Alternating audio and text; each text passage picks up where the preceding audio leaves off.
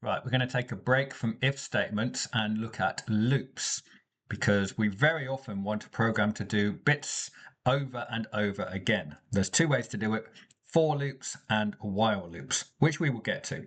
A for loop is when you know how many things you're going to go through. So if you've got a list of like 10 items, it will go through 10 times. It looks like this. I'm going to say for, and I'm going to have a variable called counter. And I'm going to say for counter in range 10. That's basically my way of saying there's 10 times that I want it to go through the loop.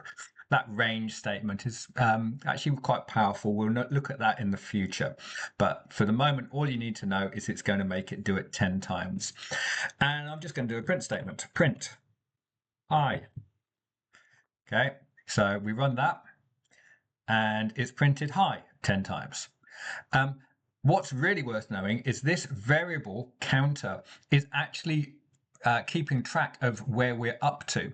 So if I say I'm going to do this as a print formatting thing, so if I say print hi and the counter is, and you remember the curly brackets and put counter here, this is actually going to print out put the value of that counter variable here, not the word counter, the value of the counter variable.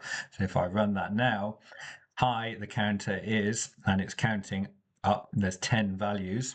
And you will notice straight away it starts at 0 and finishes at 9, which still adds up to 10 values. Be aware this is how computers count. For good reasons, it always starts at 0 and finishes 1 short. Very easy to do out by 1 errors, so it's really important you're aware of that as you go through.